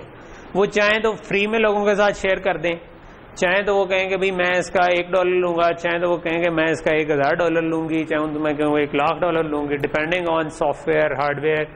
आपके जो डिजाइन है उस वो that can cost from $0 to millions of dollars। ठीक है, तो वो जो डिजाइन होता है ना उसको हम कहते हैं इंटेलेक्चुअल प्रॉपर्टी। इंटेलेक्चुअल यानी जहन से जिसका ताल्लुक हो, और प्रॉपर्टी जो आपकी प्रॉपर्टी हो, जिस तरह एक्चुअल जमीन पाकिस्तान में ज्यादातर प्रॉपर्टी ये होती है कि जरा से पैसे हुए तो प्लॉट खरीद लिया। ठीक है, अभी ये वाला कल्चर इधर कम है कि आप इंटेलेक्चुअल प्रॉपर्टी में इन्वेस्ट करें। बाहर ये है कल्चर, बाहर जिस तरह वाई कॉम्बिनेटर है एक, वो क्या करते हैं कि वो बहुत सारे इन्वेस्टर्स हैं, वो बहुत सारे आइडियाज को इवेल्युएट करते हैं और फिर उन्हें जो से आइडियाज पसंद आए वो उनको लेट से $100K या $200K फंड कर देते हैं और वो कह देते हैं कि यार मैं आप जो कुछ बनाएंगे उसका 7% 8% शेयर मेरा होगा। ठीक है, विच इज़ वेरी रीजनेबल कि अगर आपको कोई करोड़ 2 करोड़ रुपए दे रहा है और वो कहता है कि भाई मैं सिर्फ 7-8% शेयर, पाकिस्तान में खैर ये होता है कि अगर कोई दे रहा है तो वो कहेगा सब कुछ मेरा, तू 7% रखने तो रख ले। ठीक है, सो लेकिन ये ऑब्वियसली दिस डिपेंड्स ऑन कि आप कितनी कॉम्पिटेंस रखते हैं। इफ यू आर, अगर आपका एक रीजनेबली एक्सपीरियंस्ड है और आपने काफी सारे काम पहले चला के और सक्सेसफुल रहे हैं और तो फिर लोग रेडी होते हैं। ठीक है, जिनके पास पैसा जाया हो रहा है they want to invest with. Pakistan में कम है लेकिन बट इट विल चेंज जब पाकिस्तान की 4-5 कंपनियां इंशाल्लाह वो $100s of millions या $billions of में खेलना शुरू हों, जो कि टेक्नोलॉजी से निकली हों, फिर लोगों को ये फील आएगी कि यार ये भी आइडिया है, इधर लगाते हैं। ठीक है, तो पाकिस्तानी लगाते नहीं है लेकिन जब शुरू हो जाए तो फिर रुकते नहीं है। ठीक है, वो CNG खोलना शुरू करेंगे ना तो फिर सारे CNG खोल देंगे यार कोने पे, और अगर कोई वो कैश एंड कैरी शुरू करेंगे तो सारे लोग कैश एंड कैरी। तो इसका अभी ट्रेंड नहीं आया, मगर अगर आप लोग अच्छी तरह पढ़ लिख जाएं और फिर इंटेलेक्चुअल प्रॉपर्टी बनाएं तो उससे ये ट्रेंड आ सकता। सो ये खैर मैंने 5-10 मिनट ज़ाया कर दिए प्रॉब्ली, लेकिन कहने का ये मकसद है कि ये लिखा हुआ है IP इंटीग्रेटर। ठीक है, सो जो भी हम डिजाइन बनाएंगे, चाहे ये काउंटर है तो मैं I can make it an IP। ठीक है, तो ये मैं कह सकता हूँ कि भाई ये डब्बा है जिसको आप दें क्लॉक, रीसेट, इंक्रीमेंट, डिक्रीमेंट और काउंट ले लें। ठीक है, किसी ने अपने डिजाइन में लगाना है वो डब्बा ये ड्रैग करके ड्रॉप करे और लगा ले। ठीक है, उसके अकाउंट को कहीं और लगाना है, कोई और डब्बा ड्रैग करके ड्रॉप करे लगा ले। तो अब जिंदगी आसान होती जा रही है कि हम ड्रैग एंड ड्रॉप करके चीजें बना सकते हैं। ठीक है, सो इस वक्त हम करते ही हैं कि we create a new project और हम IP इंटीग्रेटर वाला फ्लो करें। तो IP इंटीग्रेटर इनका वो फ्लो है कि जिसके अंदर आप एक ब्लॉक डिजाइन बनाते हैं जिसमें चीजें ड्रैग एंड ड्रॉप करके लगाते हैं। वो चीजें सिंपल भी हो सकती हैं, वो इंतहाई कॉम्प्लेक्स भी हो सकती हैं। पुराने जब हमने करियर स्टार्ट किया था उस वक्त हम कहते थे कि यार जो DDR का इंटरफेस था वो 10 बंदों की टीम मिलकर बना रही थी और उन्होंने पता नहीं कितने महीने लगाए और उसके बाद एक रैम के साथ इंटरफेस बना। इसमें आप देखेंगे, आप एक बटन क्लिक करेंगे कि भाई रन कनेक्शन ऑटोमेशन वो खुद ही कनेक्ट कर देगा और DDR लगा देगा और सब कुछ, मतलब मजे हैं। ठीक है, सो ये तो इसलिए ये फ्लो इंपॉर्टेंट है ताकि आपका काम कम हो। एंड ऑल्सो मैं इसको स्टार्ट में इसलिए भी रखना चाह रहा हूँ कि आप लोग अभी फाइनल ईयर के आइडियाज को फाइनल करें। तो अगर आपने ये फ्लो 1-2 दफा चला लिया शुरू में तो आप कॉन्फिडेंट फील करना शुरू हो जाएंगे। आपने माइक्रो प्रोसेसर का कोर्स पढ़ा हुआ होगा, उसमें आपने पूरा पीसीबी बनाया जिसके ऊपर एक छोटा सा माइक्रो प्रोसेसर था जो कि बहुत सारे इंटरफेसेस थे। वो पूरा का पूरा काम जो है ना वो एफपीजीए के अलावा इसके अंदर एज अ प्रोसेसर के तौर पर पड़ा हुआ है, जिसको आप सिर्फ ब्लॉक डायग्राम से बनू के चला लेंगे। तो ये इट्स अ ग्रेट स्ट्रेंथ जो कि आप इधर रख सकते हैं। ओके, सो मैं करता ये हूं कि मैं इधर से खोल लेता हूं जो हमारा गेटिंग स्टार्टेड वाला पेज था, वो मैंने डाउनलोड किया हुआ है ताकि मैं, क्योंकि इधर नेट नहीं चल रहा होता। सो अगर आप गूगल करेंगे गेटिंग स्टार्टेड विद जिंक तो आपको कोई ये वाला पेज मिल जाएगा, ठीक है, जिसमें उसने ये पूरा एक फ्लो क्रिएट करने का और सब कुछ करने का दिया हुआ है, ठीक है। सो स्टार्ट हम उसी तरह होते हैं कि हम वी क्रिएट अ प्रोजेक्ट और आरटीएल प्रोजेक्ट क्रिएट करते हैं, ज़ेबो सेलेक्ट करते हैं और ब्ला ब्ला ब्ला। उसके बाद हम जहां से चेंज होगा मैं उस पर आ जाता हूँ, ठीक है। तो मैं लेट्स मेक अ प्रोजेक्ट। मैं कहता हूँ कि फाइल न्यू प्रोजेक्ट, और वो कहेगा न्यू प्रोजेक्ट बना रहे हैं। मैं कह रहा हूँ हाँ, और मैं सिस्टम डिज़ाइन में पढ़ा कर रहा हूँ तो मैं कह सकता हूँ कि लेट्स से कि इसको मैं कहता हूँ ज़ेबो फर्स्ट, ठीक है। और नेक्स्ट आरटीएल प्रोजेक्ट ही है। अच्छा, इधर हमें वही जो लास्ट टाइम मसला हुआ था वो होगा प्रॉबेबली कि मैं इधर इसको बड़ा कर भी दूंगा तो मुझे वो पूरे बोर्ड्स नहीं दिखा रहा होगा, लेकिन जब आप कर रहे होंगे तो आपको इधर बोर्ड्स नजर आ रहे होंगे। और मैं आपको ये बता चुका हूं कि आपको ज़ेबो की बोर्ड फाइल्स आपको एक दफ़ा डालनी पड़ेगी और उसके बाद आपको यहाँ पर ज़ेबो मिल जाएगा। तो यहाँ पे क्योंकि अब हमें याद है कि 3 दफ़ा नीचे करें तो ज़ेबो आ जाता है, तो उसने मुझे इधर बोर्ड में ज़ेबो सेलेक्ट कर लिया, ठीक है। आपको ये लिस्ट में नज़र आ रहा होगा, ठीक है, कि ये ज़ेबो के 2-3 वर्जन हैं, तो हमने उसमें जो सादा वाला ज़ेबो है वो लेना है क्योंकि हमारे पास ये पड़ा है। फिनिश। वो कह रहा है कि पहले भी प्रोजेक्ट खुला हुआ है, आप उसको क्लोज करना चाहते हैं। हाँ जी, मैं उसको क्लोज करना चाहता हूँ। तो ये उसको क्लोज करके एक नया प्रोजेक्ट क्रिएट कर देगा, ठीक है। तो यहां तक चीजें सेम है, ठीक है। कि आपने जी उसने सेव कर दिया पीछे, वो उसको जब हमने बंद किया, वो वैसे भी सेव्ड ही था, हमने उसमें कोई चेंज नहीं की, वो पूरा चल के उसके बाद ही बंद हुआ, ठीक है। अच्छा, अब आप इसके बाद देखेंगे कि जो इधर चेंज आई है ना, कि हमने वो ये सारे वही स्टेप्स थे कि आरटीएल प्रोजेक्ट है और हमने कोई सोर्स ऐड नहीं किया, हमने बोर्ड सेलेक्ट कर लिया है और हम इधर आ गए। जो नेक्स्ट जो असल चीज़ है ना वो यहाँ से आती है कि हम बजाय वो वेरिलॉग का सोर्स क्रिएट करने के हम कहेंगे कि एक ब्लॉक डिज़ाइन क्रिएट करो। तो ब्लॉक डिज़ाइन क्या होता है कि जिसमें हम ड्रैग एंड ड्रॉप करके डिफरेंट कंपोनेंट्स जोड़ सकेंगे, ठीक है। और उससे उसका वो खुद वेरिलॉग रैपर क्रिएट कर देगा। जब हम आखिरी स्टेप करे होंगे तो वो उसका रैपर क्रिएट कर देगा। ये जो नॉर्मल वेरिलॉग फाइल्स हैं, बाय द वे आप लोगों ने मुझे जो असाइनमेंट भेजी है वो .x फाइल्स भेजी हुई हैं, उनको उसकी एक्सटेंशन चेंज करके .v कर लें, ठीक है। जो वेरिलॉग कोड है वो .v एक्सटेंशन में होता है, ठीक है। अभी ना भेजें चेंज करके, यानी नेक्स्ट टाइम जब भी भेजनी हो तो .text में या .word में इस तरह ना बनाएं, वर्ड में तो बिल्कुल भी ना बनाएं। और जो टेक्स्ट है, क्योंकि होती है टेक्स्ट फाइल्स ही हैं, बट इसकी एक्सटेंशन .v होती है। ओके, सो अब इसकी जो ब्लॉक डिजाइन वाली फाइल बनती है वो .bd उसकी एक्सटेंशन होगी जो बैकग्राउंड में बन जाएगी, और हम इधर यूजर इंटरफेस में ब्लॉक डिजाइन बनाना शुरू करें। तो हम सबसे पहले कह रहे हैं क्रिएट ब्लॉक डिजाइन, उसका कोई भी नाम दे सकते हैं। लेट्स से मैं जो भी डिफॉल्ट नाम है वो रहने देता हूं। तो ये मेरा ब्लॉक डिजाइन क्रिएट हो गया कि फंस गया, चाहिए तो नहीं फंसना, नहीं बन गया, थोड़ा सा टाइम ले रहा था। तो ये जो राइट साइड पे डायग्राम है ना, ये है ब्लॉक डिजाइन, ठीक है। मैं इसको कर देता हूं बड़ा ताकि हम इसको, सॉरी उससे बड़ा करना, ठीक है। तो ये सब बिल्कुल एम्प्टी है, इसमें हमने कुछ ऐड नहीं किया हुआ। अब इसके अंदर जो प्लस का साइन है ना, ये आपको अलाउ करता है कि आप आईपीज ऐड कर सकें। तो इधर आप देखें एक लिस्ट है कि क्या क्या ऐड कर सकते हैं, ठीक है। तो बहुत कुछ ऐड कर सकते हैं, ठीक। अच्छा, सबसे पहले क्योंकि हम ये वाली जो एग्जांपल है इसमें हम फर्स्ट टाइम प्रोसेसिंग सिस्टम को यूज करेंगे, यानी कि आर्म की कोर को यूज करना चाहेंगे, ठीक है। तो ये डिजाइन क्या करता है, ये करेगा सिंपल ये कि हाँ जहाँ तक मुझे याद पड़ता है, बट हो सकता है चेंज ना उन्होंने कर दिया हो, मैंने देखा नहीं इस दफ़ा, कि आप एलईडी प्रेस करें, सॉरी एलईडी कह रहा हूँ, आप पुश बटन को प्रेस करें तो पुश बटन से एक इंटरप्ट जाएगा प्रोसेसर को। प्रोसेसर जो है वो वेट कर रहा होगा कि यार पुश एलईडी मतलब कि अगर के कोई इंटरप्ट आए तो मैं कोई काम करूं। जब इंटरप्ट आएगा तो ये जाएगा और एलईडी को ऑन कर देगा। पुश बटन 0 के हिसाब से एलईडी 0 को ऑन कर देगा, पुश बटन 1 दबाया तो एलईडी 1 ऑन कर देगा। तो प्रोसेसर पे सी कोड चल रहा होगा जो कि ये काम करेगा कि अच्छा अगर मुझे पुश बटन के ऊपर 1 मिला तो मैंने एलईडी को 1 कर देना, ठीक है। तो मेन काम ये कर रहा है। लेकिन उसके लिए हमें डिजाइन में क्या क्या करना है, ठीक है। तो उसके लिए हमें डिजाइन में जो करना है वो हमारे पास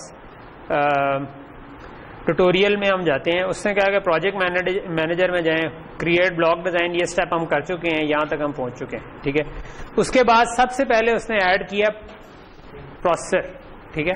तो जब आपने प्रोसेसर ऐड करना होता है उसको हम इधर डिजाइन में आके आप कहें कि भाई मैंने आईपी ऐड करनी है, इसका शॉर्टकट है कंट्रोल आई, ठीक है, उससे ये आ जाती है।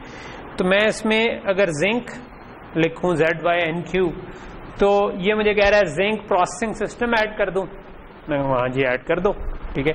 तो अब हमारे डिजाइन में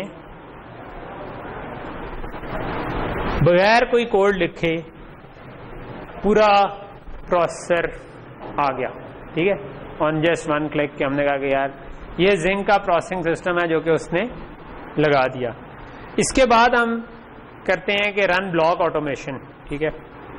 रन ब्लॉक ऑटोमेशन ये अब इसमें फर्दर काफी इन्होंने किया हुआ है, काफी सारे काम ऑटोमेट कर देते हैं। कि इसमें ये कह रहा है कि मैं अप्लाई बोर्ड प्रीसेट, यानी कि बोर्ड के जो भी डिफॉल्ट कनेक्शंस है वो मैं कर दूं प्रोसेसिंग सिस्टम के, मैं कहूँगा हाँ जी कर दो, ठीक है। तो ये ओके करूंगा तो उसने सिंपल एक बटन के क्लिक पे उसने उसको DDR से भी कनेक्ट कर दिया है और उसको फिक्स जो उसकी आईओएस थी उनके साथ भी कनेक्ट कर दिया, ठीक है। सो ये हमने स्टेप कर दिया, रन ब्लॉक ऑटोमेशन चला दी, ठीक है। और ये हमारा इस किस्म का हो गया। तो ये मैं आपको बता रहा था कि ये जो DDR के इंटरफेस पे जो पहले महीने लगते थे तो हमने वो लगा दिया है, यानी कि हमारे RTL का पार्ट बन गया है और वो हमें पहले से वेरीफाइड है, हमें उसको टेस्ट करने की भी जरूरत नहीं है, हम टेस्ट करें, ठीक है। नेक्स्ट चीज है कि हम चाहते ये हैं कि क्योंकि हमने LEDs वगैरह के साथ कनेक्ट करना है तो हम सबसे पहले इसने किया है कि GPIO stands for general purpose IO, ठीक है।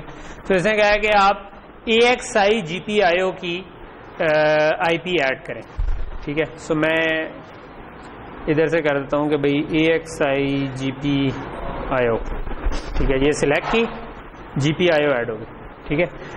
अच्छा मैं इसको थोड़ा सा जूम आउट कर लेता हूं and let me place it here, ठीक है। सो हम इनको ड्रैग एंड ड्रॉप करके आगे पीछे लेके जा सकते हैं और इसके साथ चीज़ों को टाई कर सकते हैं, ठीक है। अच्छा ये क्या हमारे क्लास का टाइम खत्म हो रहा है? ओहो मैं तो चाह रहा था कि ये वाली एग्जाम्पल हमारी चल जाए। चलो इस पे ये फौरन नहीं चलेगी, हमें इस पे थोड़ा सा टाइम लगेगा, मेरा ख्याल है 10-15 मिनट। तो हम इसको आज इधर ही रुक जाते हैं, हम नेक्स्ट क्लास में फिर ना इसको स्क्रैच से दोबारा बना लेंगे।